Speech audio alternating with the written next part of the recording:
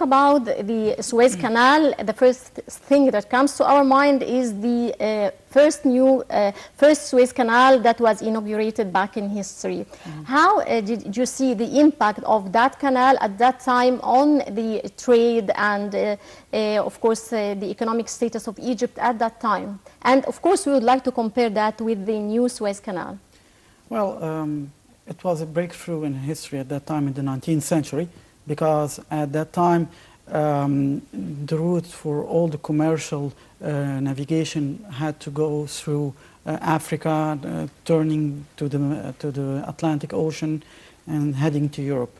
There was no other way than this very long route. So when Egypt decided at that time to ask the French to start working on this canal, it was a revolution and it was very prestigious for Egypt. But still, it had some negative impact at that time. At that time, the colonial empires, especially the French and the British, yes, they had some ambitions in controlling this specific region, and this drew after that some dramatic events to Egypt, and the British had to seize Egypt as a whole to guarantee Suez Canal. And it happened also in the Second World War, as it was very important for Britain to protect its route to India at that time. Now it's different. Egypt has more sovereignty than it was at that time, and everything was studied very well, and that's why it was headed by all the military specialists in our military institution in Egypt, because it has the significance of the trade domain, but also it's very strategic and it's very, very, very vulnerable if we don't protect it. That's why Egypt, when it started working on this second part of the Suez Canal, it worked also on enforcing its logistic military deployment. And I mean by that, when we bought the Rafale from France and we bought the Mistral, and we had our deployment in Bab el-Mandab in south, in the Strait of Bab el-Mandab in south of the Red Sea. To protect all that. Canal, of course. We all know that the Rafale could make it from Egypt to south of the Red Sea in 40 minutes. So this time it was very well studied that we have a new strategic route, but we are capable to protect it, and we're willing to protect it by all means. And of course, it's Egypt, at that time we said it, and President Sisi said it, it's a gift for the world, a gift of peace to the world. So we're showing that we offer peace, but strong peace protected by its army, by Egypt's army and its institutions. Right. Dr. Chérif, of course the new Suez Canal had its economic impact on Egypt, but I would also first like to talk more about the impact of the new Suez Canal on international relations, Egypt's foreign relations. Well, as you know, there is a part of the land that was used that we intended in Egypt to use it as a commercial hotspot. We used some examples like Hong Kong or Dubai. And I think that if we would deploy it and we would work more and more, we could have better status than these two spots. It will take some time, but it needs significant efforts. We have contacted the emerging economies like China, for example, and the Chinese are willing to build some factories there, as the Russians also. And there is something new happening now, that we are opening new trade agreements with the European Union, especially with Germany. And they are working now at deploying their investments there in this region. But of course, unfortunately, we are ruled by the circumstances surrounding us in the region, of course. So still the instability is the headline. And I think but at the time that the Syrian conflict will be finished by mean or another, and if also the Libyan conflict, it will be managed to be controlled, I think things will be more reassuring for these forces, or these economic forces too, because right now China just inaugurated a military base in Djibouti, so as you see, they're heading into the military sector now in the Middle East. So I think that maybe when things will calm down in a way or another, when Egypt will have its gas resources exploited, maybe all that will change dramatically the situation. But still, what is very positive is that these nations, I mean the Chinese, the Russians, the Germans, they all know that this is a significant part in the world, and especially in the Middle East, and an important truth that we cannot overcome and just put it aside. Right, and we're glad to be joined over the phone by Dr. Chérif AMIR, Professor of Economics at the Maritime Academy in Alexandria. Good afternoon, sir. Dr. George, can you hear me? Hello? Hello, sir. Hello, Dr. Yes, George. I hardly hear you. Hello? Can you hear me, sir? Okay. My pleasure. Right. The new Suez Canal, how far do you think it affected the Egyptian economy during the past 2 years? Okay. First of all, please, I hope you don't mind my voice, because I just caught a cold, so I sound as if I have a frog in my throat. I can hear you well, sir. Okay. Of course, we are very pleased to celebrate the first anniversary of the new canal inauguration. The second launching anniversary. This new canal. Right.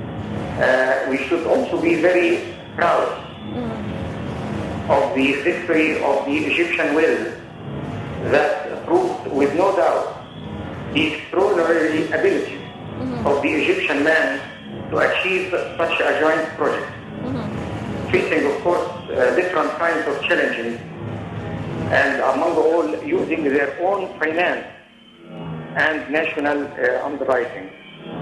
Right. Go ahead, To sir. be more specific on this issue, let's go by figures. According to the Egyptian media, the dry drilling and the dredging quantities in this project almost approached 500 million cubic meters. And this is really a marvelous pursuance by the global maritime criteria. As far as economics is concerned, this project also is considered a value added to the Egyptian national economy, represented in the growth of the national income, due, of course, to the increase of the Suez Canal's revenues, Right. establishing industrial and economic entities, developing also a number of ports, and encouraging all the other factors of production. Right, course, sir. How do you see the will development? definitely change the infrastructure of this region, and also the entire life nationwide as well. Also, on the other hand, I think as an indication of success also, the Cabinet Information and Decision Support Center stated and confirmed it on their page on the internet, I think it yesterday, that Suez Canal Authority did manage to achieve 1% positive growth rate. And this is really a good sign. However, I also would like to elaborate a little bit on Go the ahead, President's speech yesterday, if I may. Go ahead.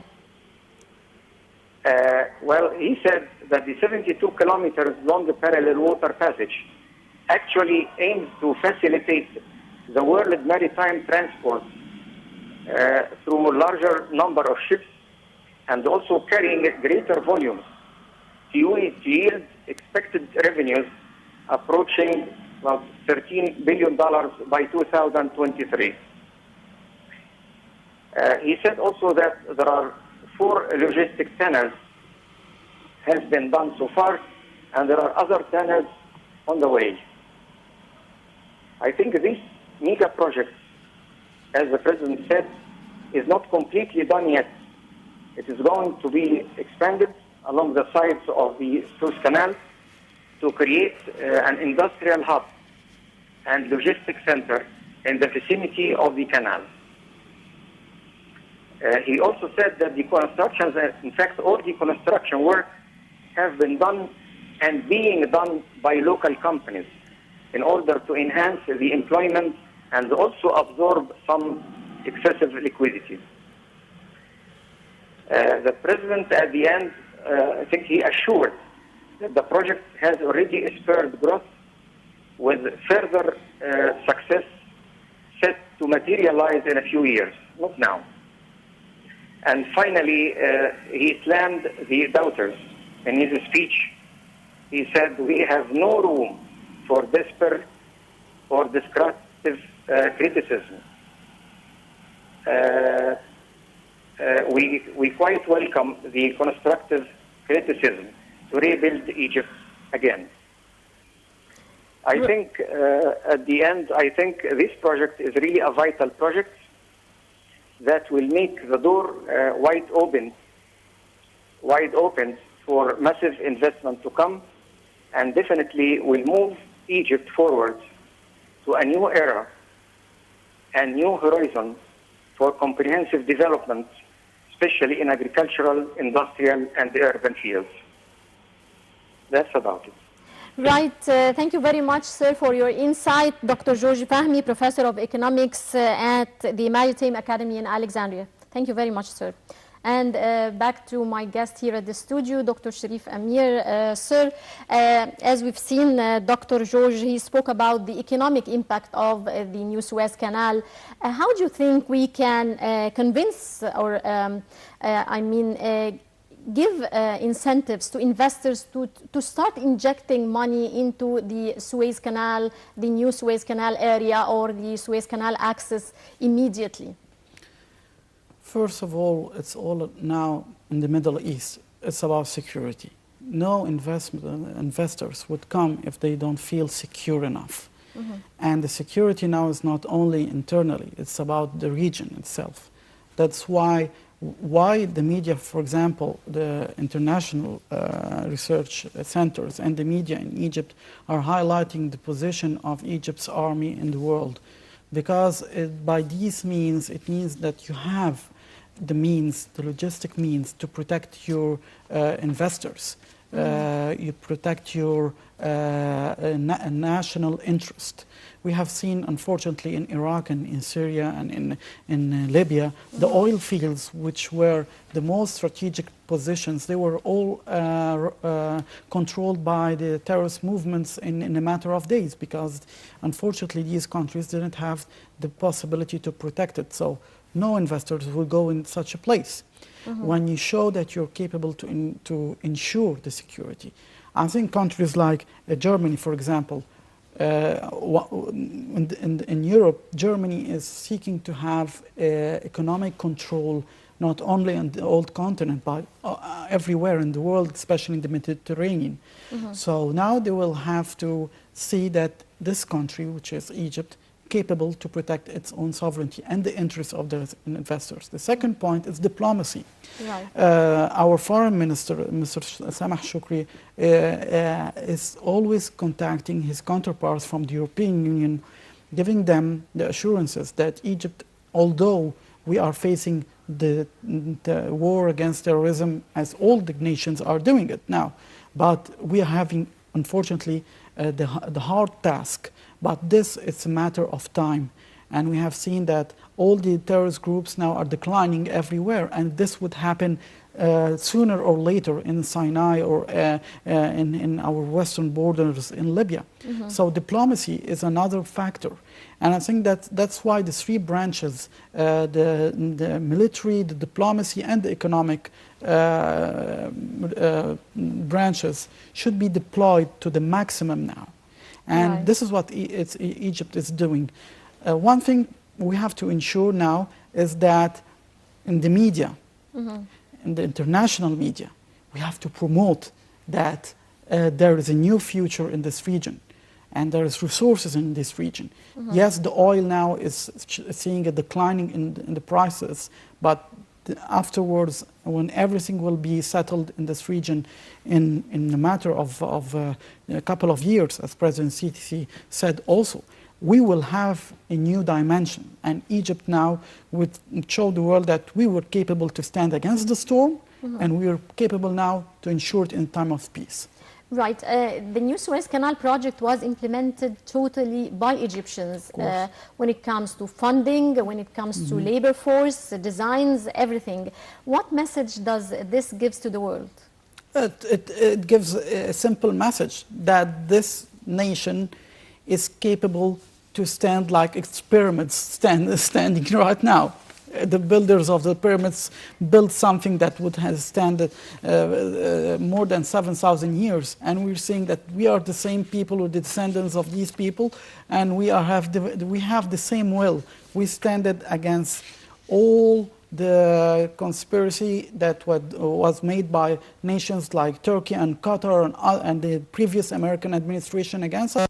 We overcome all that. We will do it, and we will be shining in the Middle East as we are hoping, and it's a matter of time. But despite everything around us in the region, regional issues, Egypt is still there, and it's still doing its best. And of course, there's another issue I would like to point out too. Now that the world trade is picking up, how do you expect the future for the new Suez Canal area? Well, trade, we have seen countries like China now is aiming to work abroad. China was working to have the factories on its soil. Now China wants to be a super power in economics now. So I think that first of all, we will be a very important route for the Chinese products. So the Suez Canal would be very important for them. Same thing for the Russians, who are being strangled by its sanctions, unjustified sanctions everywhere, but they're trying to find new allies in the region, and Egypt is a major ally militarily and economically. And so the time would come, but I repeat, when everything will be settled and the dust will be cleared, maybe the storm was very hard, but it showed the strong rock, and the strong rock was Egypt, because we have seen oil-producing countries now are having problems. We have seen strong nations like Iraq and Syria now are almost a failed state. Same thing in Libya. So in the region, there is only one country now, yes, having a burden, a very, very difficult burden, but still, it shows that it has the means to work and the means to protect its interest. Right. Sir, how can we compete with the world market?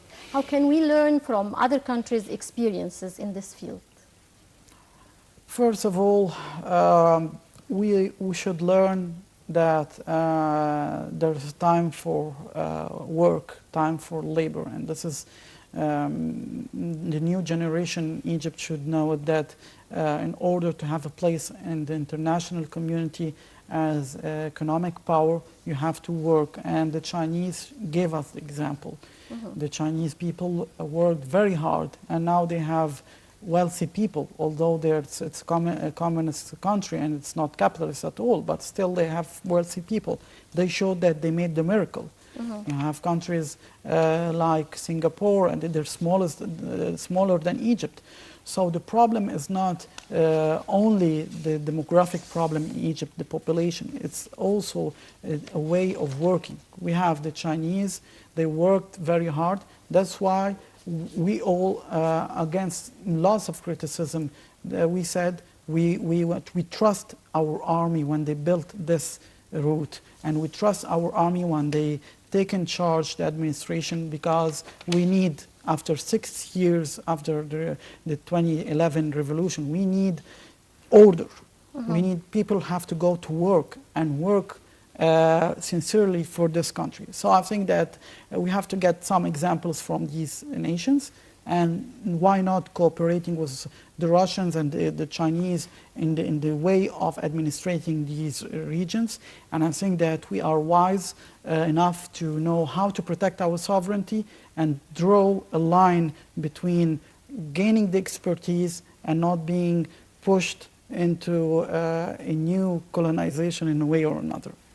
Right. So with the recent announcement yesterday of Egypt's foreign reserves jumping to $36.04 billion, the highest since 2010, how do you see the impact of this on the development in the Suez Canal area, on the Egyptian economy in the future?